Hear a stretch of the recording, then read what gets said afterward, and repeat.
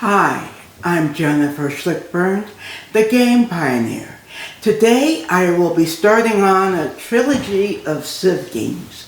Today's game I'm reviewing is Mosaic, and then I'll be reviewing Tapestry, and then I'll be reviewing my all-time #1 favorite Civ game, Advanced Civilization. And then, as part of that review, I'll be discussing how the genre has changed over those years. So, as I mentioned, I'm going to be discussing today Mosaic, A Story of Civilization. It's designed by Glenn Grover. His most notable game previously was Railways of the World. This game is published by Forbidden Games through crowdfunding. This is an action selection game, noting it's not Arc Nova action selection. It's probably more traditional style. Each player represents an empire, mostly abstract, complete with an asymmetric leader, so all the players may have different goals and may have different resources and ways to meet those goals. The scoring is through what we call Vertum scoring, since we first saw this in Alan R. Moon's game Airlines, published way back in 1990. It was a good game for its time, you know. You could see his brilliance beginning to come through. In this game, the scoring cards are called Empire scoring. There are scoring cards in all of the decks, meaning that players won't know precisely when the scoring will happen throughout the game. There's also endgame scoring. There's a ton of cards, so we'll be talking about that. There are tech cards. There are city cards. Where it says build here, I'm not sure if you can see it. You will have cards coming from the city deck or the build deck. There are tech cards which give you advantages or extra resources or ways to make extra resources. There are population cards. What happens is when you build a city, you have to spend population. So as part of your income, your population counts. So if you keep building a ton of cities, pretty soon you won't have any population to use to create your income. There are also tax and tariff cards. These are ways to get money, but they're not the only way. There's also wonders to build over here. Achievements. The achievements vary from game to game and give you more victory points. Military, there's cavalry, siege engines, and infantry, noting that the siege engines we haven't seen on the board yet because you need a specific tech card for them. And there's a ton of tech cards. So there's no combat though. So even though you get infantry and cavalry and siege engines, they don't fight each other.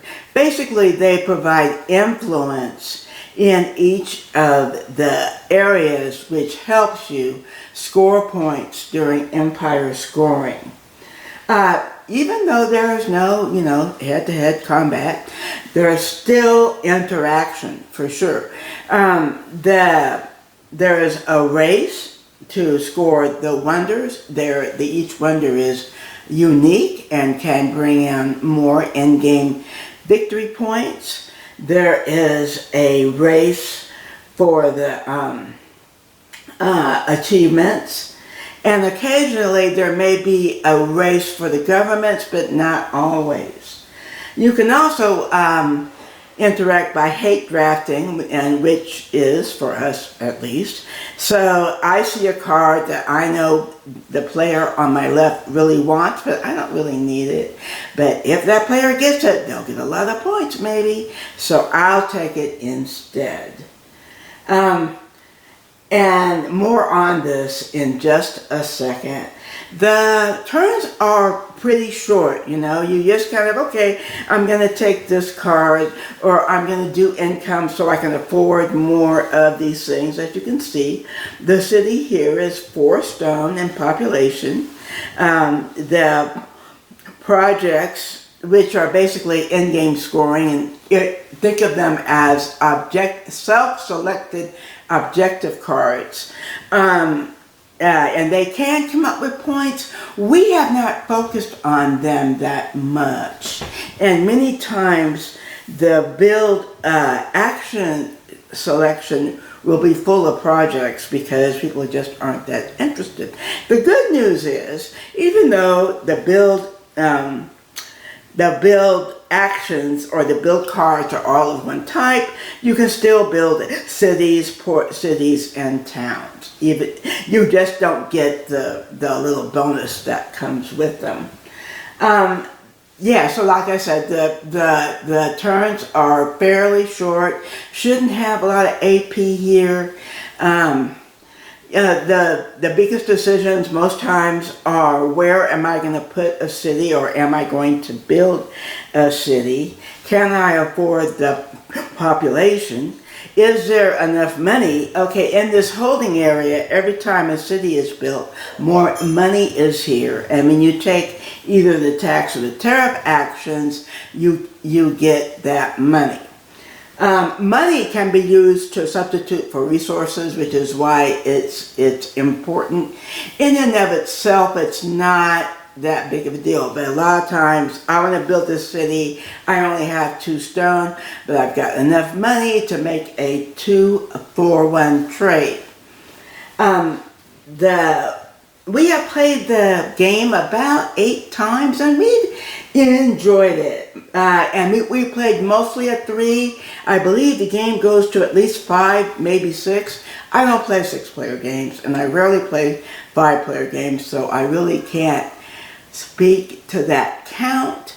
The 3-player games we've played have been over, assuming there's no teach needed, have been over within 2 hours, which is what I would expect a Civ game, you know, in 2023. That's how long I would expect it to last. I will also note, though, as I move on, how we have kind of manipulated this. All right, so there are a couple of issues that we've had with the game, though, that have dragged down our experience. Okay, so this game is what is called in the hobby occasionally, or maybe only back in the day, I'm not sure, a market row game. And so what that means is that when you turn over a card, right, it becomes accessible to the other players. Well, in the market row games that we've seen lately, and you can see here, there's 5 build cards you can choose from and 5 technology cards.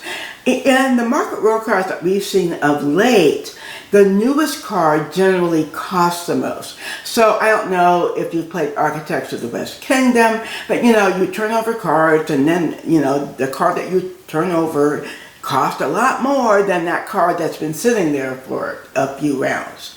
Well, not in this game. And so what has happened in games that we've played is that, you know, the player's like, oh, okay, I'll take a tech card. The card they turn over is perfect for the next player. This does not leave a good feeling. Unfortunately, there is nothing you're going to be able to do to fix this, because the whole game would have to be rebalanced toward that. But, you know, we just, you know, consider it, you know, something that comes along with the game. The other issue is that, as written in the rule, the game's drag. Okay, I mean, and I don't mean drag in an AP way where someone's taking too long. Just that as the game, you know, should be coming to an end, you're still taking these cards, you're still taking, building little cities, but it doesn't seem to change the game state very much. So we have house ruled that. And what we do is simply put the empire scoring cards further up in the deck.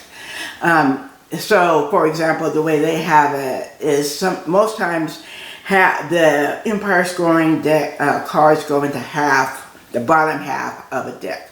Well, we have it. We separate the deck into 4 parts, and for us it goes into the third quarter of the deck. This, for us, again, has produced games that have not dragged nearly as badly, and we've been way more happy with the experience. So, with these 2 caveats, I would certainly recommend it. This is the standard version. I'm totally fine. The only thing that I would have liked, and which I did order because I ordered the expansion, is recessed player boards. The way you track stuff is very easily knocked over in this retail edition. So other than that, I've been totally happy with the components.